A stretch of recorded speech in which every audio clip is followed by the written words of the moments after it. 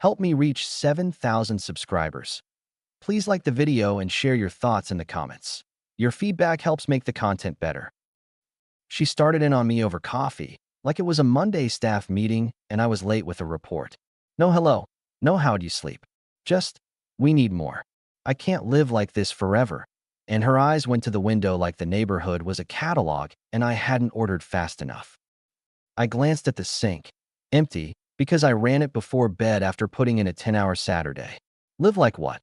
I asked, stirring the coffee I bought on sale by choice, not by necessity. Like average, she said. Like scraping. Look at the travel photos everybody posts. Look at what they're doing. I checked the time on my phone. It was 6:12 a.m. I'd be out the door by 7, on a job site before 8. I'd forgotten what a lazy Sunday looked like. You want a trip? Pick a long weekend, I told her. We'll go? We'll budget it. That's the point, she said. Why are we budgeting everything? Why can't we just live? If I'd known where it was headed, I'd have sat down, eaten the toast, and made a list. Instead, I put the mug in the sink and told her I needed to go check the truck. She followed to the doorway, arms folded. I'm tired of needing to. I want you to want more. I pulled on my boots and thought about the past year. 2 side projects. A promotion. Overtime. Her new phone. The new dining set. The dentist bill. I want a lot, I said. What I don't want is a fantasy that only gets paid with my hours. Your attitude, she said, waving a hand. That's the problem. Or maybe, I said, tying the second lace. The problem is the scoreboard you're using. She didn't answer. She didn't have to. I'd hear it again at lunch and after dinner, and once more when I tried to sleep. That was the new rhythm. I'm not enough. The world is more, and somewhere out there life is better if I run faster. It started like that. Small digs, price tags highlighted in conversations, little sighs at dinner when I'd say, let's wait till next month. Then it sharpened. You're just safe. Other people push. I'm tired of being the only one who wants something. I listened, then I started checking the clock on what I gave and what I got. When you run through Sundays to make a life and get told the problem is your pace, you take notes. I didn't shout. I didn't point to the electric bill with my name on it or the way I kept the oil changes on schedule for both cars. I just said, I hear you, in the tone that says, I don't agree, and went to work. At the shop, Carla looked up from her spreadsheet when I came in early and tossed my gloves on the desk. Carla's the bookkeeper with the memory of a courtroom recorder and an allergy to nonsense. You look like you slept on asphalt, she said. Coffee at home, I said. New flavor. Pressure. Money. She didn't look up. She already knew. Status, I said. And a mysterious they who live better. She snorted. They also rent those outfits and use filters. What's the plan, boss? There it was, my cue to act, not stew. I shrugged off the jacket and looked at the schedule.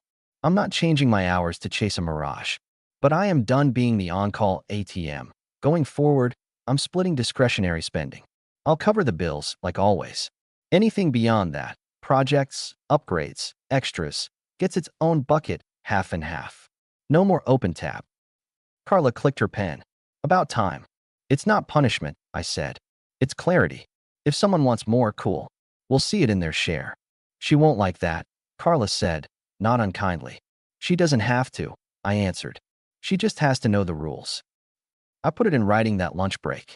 A simple draft in notes. Bills I cover, shared extras, what counts as want versus need. No drama. Adult basics. I sent it with, heads up so we can plan cleanly. Love, but I'm not funding arguments. She responded an hour later. Seriously? I typed, seriously. You're being controlling. I wrote, I'm setting boundaries on what I pay for. That's not control. That's responsibility. Different thing. She didn't reply. When someone benefits from fog, any light looks rude. Driving to a site after lunch, my phone buzzed. Lucas, my oldest friend, owns a garage on the other side of town. He talks like a radio host who got bored with polite. You free tonight? He asked. I've got a rusted-out Ford that needs a witness. I'm married, I said. So bring the ring. I'll put a chair beside the lift with your name on it. I said I'd swing by. A man needs one room where the only thing that breaks is metal. At home that evening, I found her on the couch with her laptop open to a neighborhood group full of smiling people by ponds. She didn't look up. Cooking, I said, heading to the kitchen. I had a smoothie, she answered. Not a meal, I said, chopping onions. That's what you drink when your jaw's lazy. She closed the laptop slowly. You know what Mike did when I wanted something? He just made it happen. The name landed heavy, like a door head-butting the wall behind it. Mike. A guy from years ago I'd heard about once in a passing story, the watermark she never said out loud. Until now. Good for Mike, I said, impassive. Maybe he had a fairy godmother. Or no mortgage. He had drive, she tossed back. And yet he's not here, I said, sliding onions into the pan. Which tells me drive didn't translate to staying. She stood. You always twist it. I'm saying I want a life that feels like more than bills and roasted chicken. I nodded. So do I. I just think roasting the man who pays for the oven is a weird way to get it. She threw up her hands and walked off. I let the onions sweat and finished the chicken. Then I covered it and wrote a second note. Starting this week, I'm moving my tools to Lucas's back garage for a side job I've been turning down. I'll be home by 9 most nights.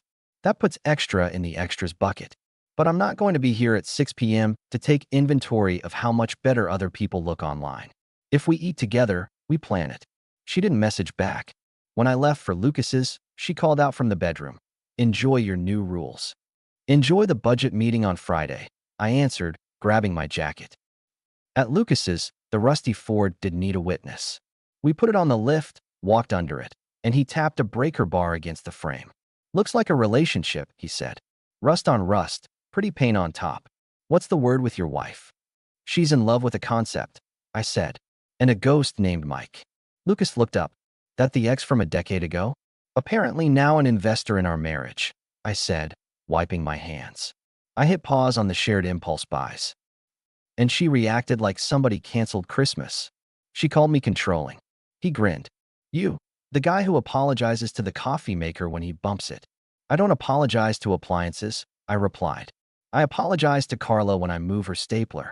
He laughed, then sobered. Don't let her build a religion around somebody you never met. Already set the first boundary, I said. Budget split. Side work. Friday check-ins. She can have preferences. She can't have a blank check and a complaints department. Lucas leaned on the fender. What's your line if she brings up Mike again? I rolled the rag into a tight square. If she drags him into our house, I'll put him in the group chat. 2 days later, she shifted tactics. I came home to the table set, candles lit, salmon done right, and lemon wedges like we were on a magazine shoot. She smiled the way people smile when they know the camera's aimed. Wow, I said, washing my hands. What's this? I overreacted, she said quickly, guiding a plate toward me. You're doing so much. I was just tired. I studied her. First softening.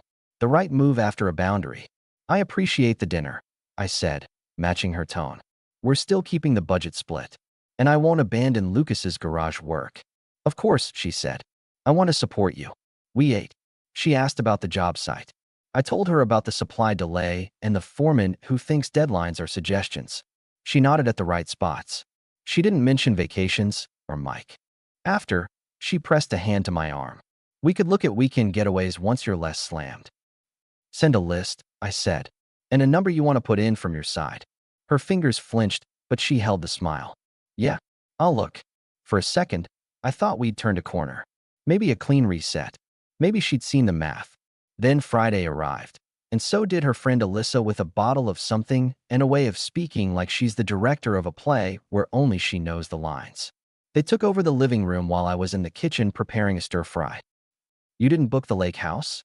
Alyssa's voice carried. I told him we should. My wife said, too casual. He's in a phase. Discipline and schedules and playing it safe. I set the spatula down and leaned on the counter, listening. You'll blink and be 50, Alyssa shot back. You could be doing better. It's not like he's mean, my wife said. He's just average. He gets comfortable. I stepped into the doorway. Ladies. Alyssa didn't flinch. People like her never do. We were talking about experiences. Great topic, I said. Here's one. Starting Monday, my pay goes direct to a new account that covers the mortgage, utilities, insurance, food. Anything left goes to a joint extras account we both have to fund equally to spend. I'm moving date nights to the calendar with times and budgets posted Sunday. If a plan requires more from me, it gets more from you first. No more last-minute upgrades because Instagram said so. Alyssa blinked, then smirked. Sounds romantic. It's adult, I said. Romance can come later, when respect shows up. My wife stared. You can't just announce it. Correction, I said, calm. I can. I'm doing it. Consider this the beta version of communication, clear and on time. Alyssa stood. I'll leave you too. You're fine, I said. Nothing here is a secret. My wife's jaw tightened. You're embarrassing me. You're welcome, I said. Better here than at the bank. Alyssa picked up her bag and gave me a look like I'd said a swear in church. Take care, you two. When the door clicked shut, my wife rounded on me. You just love to control. I love the light on facts, I said. You can have opinions. You can't have surprise charges on my hours. She folded her arms. This isn't the partner I signed up for. The partner you signed up for kept the lights on, I said evenly. He still will. What he won't do is finance disrespect. Her eyes flashed. You think your money gives you a crown? I smiled politely. No, I think my effort deserves basic courtesy. She left it and went to shower. I ate at the counter and lined up 3 envelopes: mortgage, groceries, utilities. I wrote the numbers and my contribution and left a blank for hers on the extras envelope. Action, not debate. I went to bed early. Sunday I was at Lucas's by 8, taking apart a stubborn axle. Progress, he asked. I set rules in front of Alyssa, I said, tightening a bolt. My wife called me controlling, then lit candles like a cooking show, then called me safe to her friend. Lucas whistled. Public boundary. Good. One more step, I said, wiping my hands. Next week I'm spending 2 nights at the spare room above the shop. Trial separation of logistics. I won't fight in my own kitchen while paying for someone else's script. He grinned. You can have the key. Blankets are questionable, but it's warm. I'll bring my own, I said. I'm not here for comfort. 2 weeks later, the lid blew in a place where lids aren't supposed to blow, at our friend James's backyard barbecue. James is a contractor who tells stories that get longer with each burger he flips. Half the neighborhood came. Portable chairs. Kids running through sprinklers. Music low. I'd brought potato salad. She'd worn a dress that made 3 women compliment her shoes. We were at the picnic table with James, his wife Nina, and a couple from down the street I barely knew. Talk turned to housing costs. Someone joked about needing to win the lottery. I kept it light. We budget like it's a sport, I said, nudging my wife. It keeps the lights on and us out of trouble. She surprised me by rolling her eyes. We budget because someone is allergic to ambition. Nina's eyebrows ticked up. James looked down at the grill like it had suddenly demanded his attention. I'm allergic to chaos, I answered calm. You're allergic to risk, she snapped. That's why we're stuck. I held her gaze. We have a plan. It works. She laughed sharp. You think you're a man because you pay bills?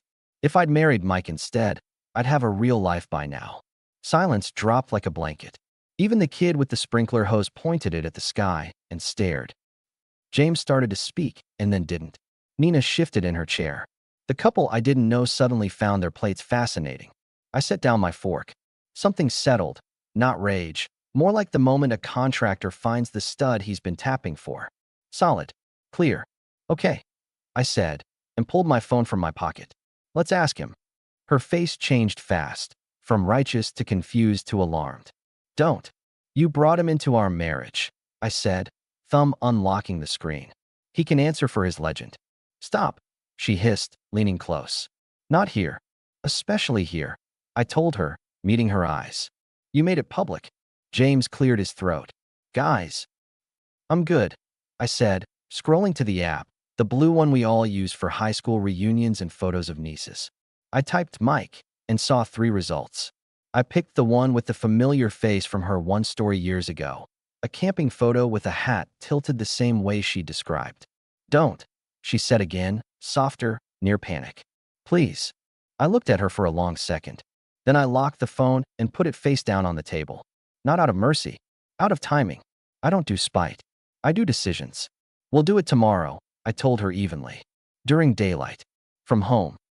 She stared at me like I'd reached across and flipped a breaker she didn't know was there.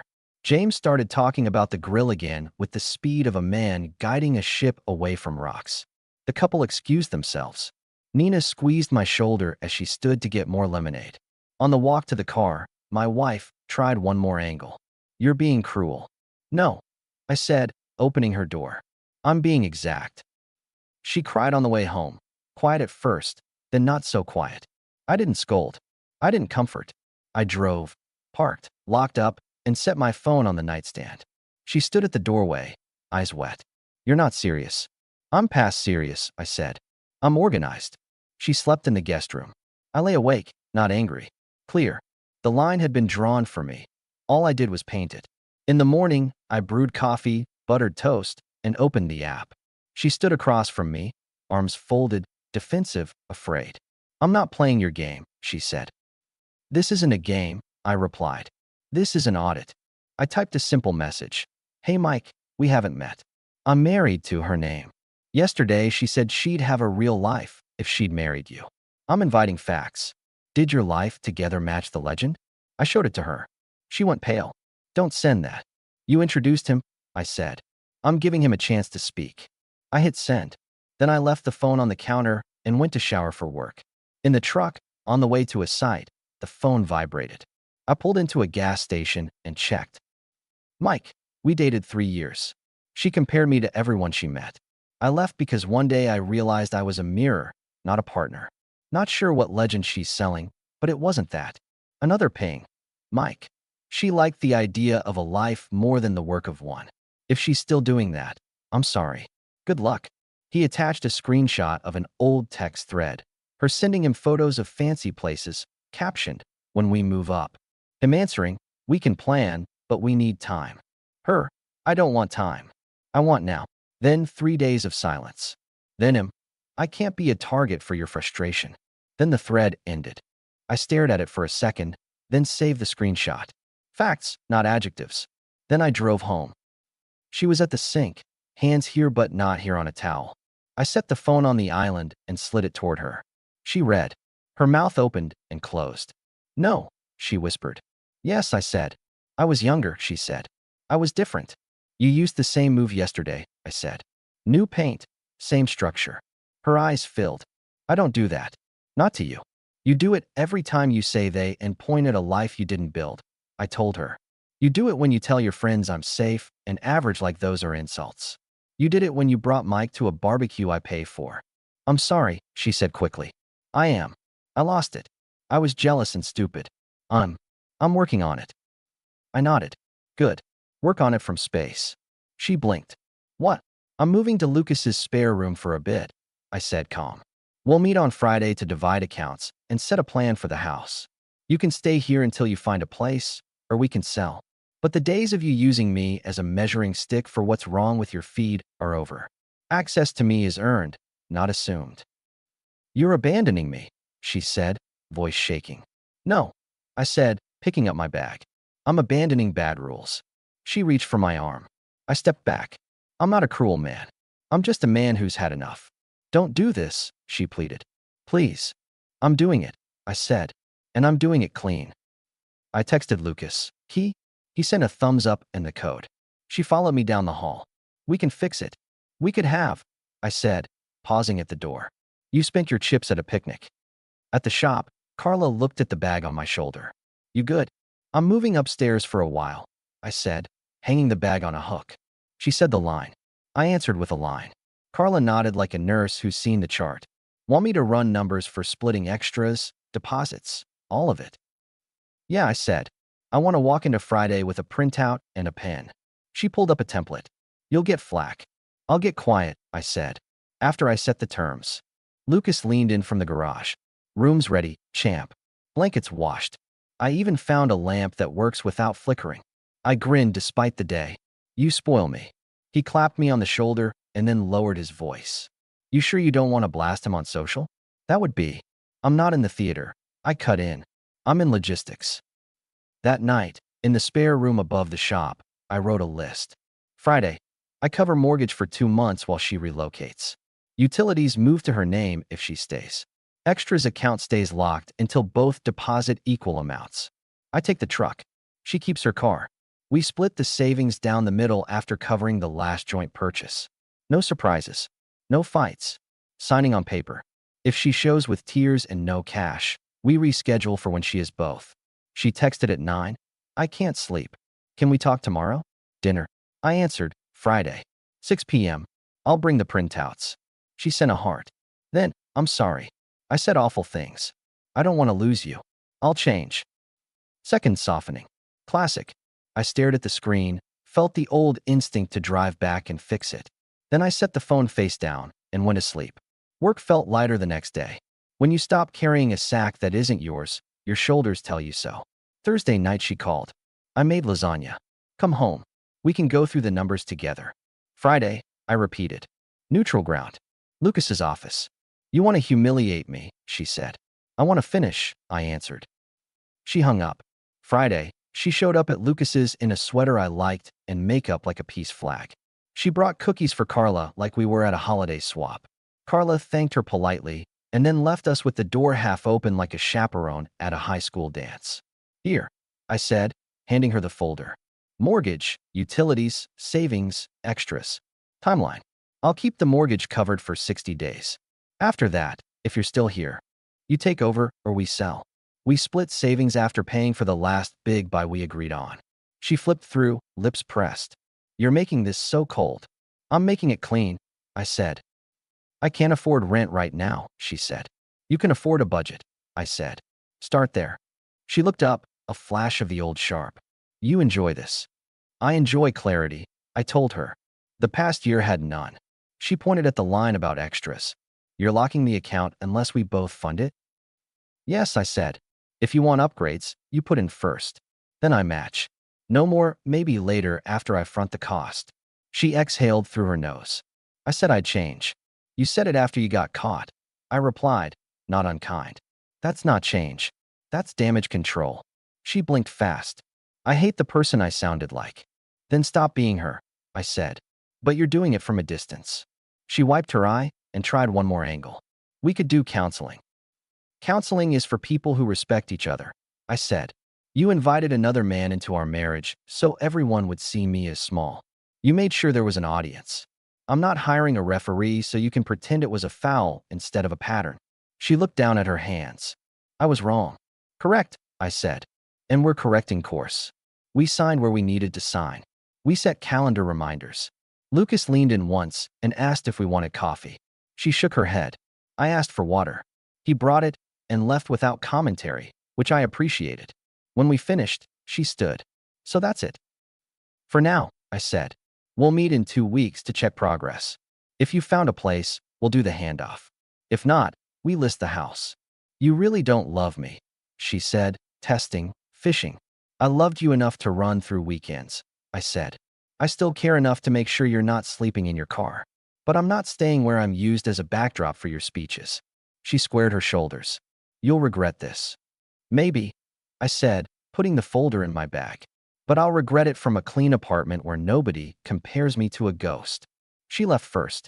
Lucas whistled softly from the doorway. You didn't flinch. I'm done flinching, I said, rolling my shoulders. Flinching looks like agreement from across the yard. 2 weeks later, progress was what progress always is, mixed. She'd sent 2 listings in a budget that assumed tips from angels.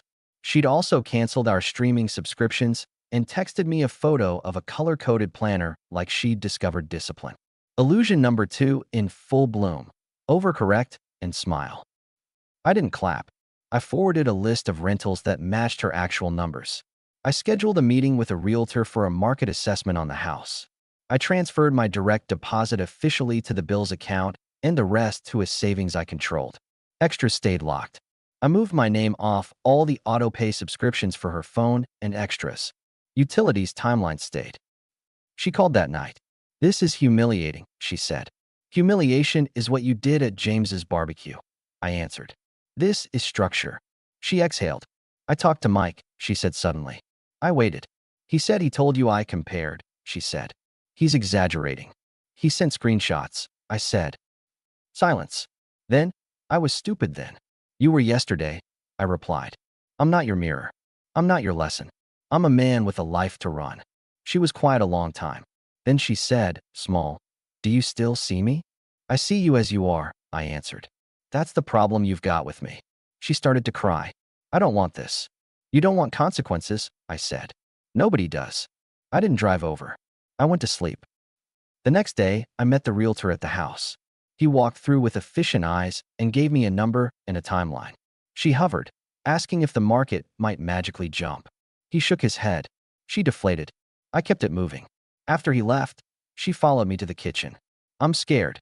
Fear is honest, I said. Use it. She reached for my hand. I let her take it for a second, then freed it. I'm not punishing you, I added. I'm just not collateral. I can be better, she said. You can? I agreed. Better doesn't earn back what you blew in one line. Her eyes dropped. You won't forgive me? Forgiveness is easy, I said. Trust costs. Respect has to see daylight again. Right now, it's night. She nodded like she understood the grammar, if not the meaning. We confirmed the next steps. She had an application out at an apartment near her job. I would cover mortgage until her move date or 60 days, whichever came first. She would take her car, and half the savings after last month's purchase was reconciled. I gave her the exact number to the dollar. She stared at it like it spoke a language she'd forgotten. Thank you, she said genuinely, for not throwing me out. I don't throw, I said. I place. The point of no return came quiet. No fireworks. No slamming doors. Just a Tuesday where I stood in the doorway of the house I'd painted and slept in and paid for, and realized the museum of our life had more plaques than pieces. She'd packed 2 suitcases and 3 boxes. I'd set my duffel by the door. The signed papers were on the counter. She walked in from the bedroom with a tote of shoes, looked at me, and then put it down. I don't want to go, she said. I'll change. I mean it. You'll try, I said. For a month. Until the next comparison gives you a high. I'm not judging. I'm reading the record. I'm not that person, she protested. You showed me who you are when you used another man's name like a whip in front of our friends, I replied. You didn't trip. You trained. She flinched. That's harsh. It's accurate, I said. She tried one last play. We could start over. New house. New town. Different crowd. You want a reset button, I said. Those live on screens. I live on streets. She sat on the arm of the couch, folded over, then looked up. What do you want me to say? Nothing, I said, picking up the duffel. This isn't a speech. It's a move. She stepped in front of the door. You'll regret it, she said again. You'll be alone, and you'll remember I was here. I looked at her and saw all the small cuts I'd allowed and all the small excuses I'd made and how they added up to one big misunderstanding.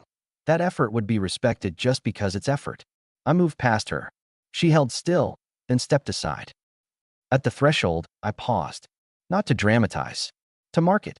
You wanted a better life? I said. Here's the first step. Respect the bill payer. Too late here, but useful going forward. She breathed out something halfway between a laugh and a sob. You're cruel. I'm specific, I said. There's a difference. I walked to the truck, set the bag behind the seat, and drove to Lucas's. The month that followed looked like adulthood. Papers with signatures. Utilities transferring. Realtor appointments. Boxes and labels. It wasn't cinematic. It was clean. She moved into the apartment she'd picked. I sent the final mortgage payment I'd promised, and then turned off my auto pay. We split the savings per the agreement. Extra's account remained untouched because she never put in. James and Nina invited me over for dinner. James man-hugged me at the door like he'd been waiting to do it since the barbecue. Beer, he offered. Water, I said. I've got an early morning. Nina handed me a bowl of salad.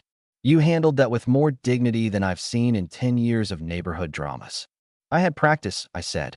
Just finally used it. People were talking, James said, frowning. Barbecue night. Nothing vicious. Just people talk. I assumed, I said. I gave them something true to say. He nodded. She's been quiet lately. That's new, I said. Nina smiled. You look lighter. When you stop paying for noise, everything gets quieter, I answered. Carla handed me a printout at work the next day. Hours, side job totals, the new savings number.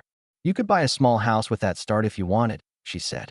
I want a garage with good light, I said. And a couch I picked because it's comfortable, not because a blog likes it. Lucas leaned in. Update.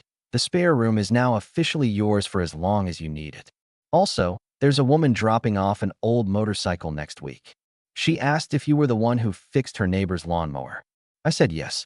She said you sounded competent. That's code for I want to meet the guy. I shook my head. I'm not shopping. Who said shopping? Lucas grinned. She's bringing a bike. You're a mechanic. Wheels, not hearts. When the woman came, her name was Erin. She wore a flannel shirt and talked like someone who has her day lined up. She needed the bike to start before spring. We went over parts and timelines. No flirting, just competent adults making a plan. It felt normal, good. Weeks later, I signed final papers on the sale of the house.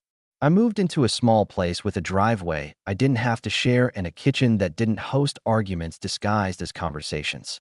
On move-in day, Lucas and Carla carried boxes in and argued about where to stack them. Garage, I directed. Everything goes to the garage. The rest we can trip over later. At sunset, I sat on the step with a sandwich and watched a neighbor teach his kid how to throw a baseball. Erin rode by on the motorcycle I'd brought back to life, waved, and kept going. The air smelled like cut grass and someone's grill. Not happiness, not bliss, just clean. As for my ex, I hear things. In a town like ours, you can't not. She left the apartment after 6 months because she wanted more light, and the landlord wanted rent on the first. She changed jobs twice. She posted less. When she runs into James and Nina at the store, she makes small talk. Nina says she looks tired. That's not my business anymore. Here's the part you're waiting for. The final line you can repeat to yourself later if you're sitting at a table listening to someone tell you that a ghost would have loved them better. I went back once to the old street to pick up a last piece of mail that stupidly, somehow, still found its way there. She was walking to her car. We nodded because adults nod. She looked at me like there was one more speech in her pocket. Don't, I said, raising a hand. We're done with speeches. She tucked her hair behind her ear. You look settled. I am, I said. Turns out a real life isn't an award. It's a calendar and a budget and respect. She stared at me, eyes flicking like she wanted to argue and couldn't find the hook. I held up the envelope. Wrong address, I said, and turned to leave. Are you happy? She called. I didn't look back. I'm respected, I answered. That was the point all along. I got in my truck and drove to the garage where a bike waited to be tuned, a friend waited to make bad coffee, and a new couch waited to be sat on without an opinion attached. If there's a moral, it's simple. You can pay for a life with hours, or you can build one with standards. When someone brings a ghost to your table and asks you to compete with it, you don't argue with air. You open the window and let it out. Then you close the window, lock it, and get back to work.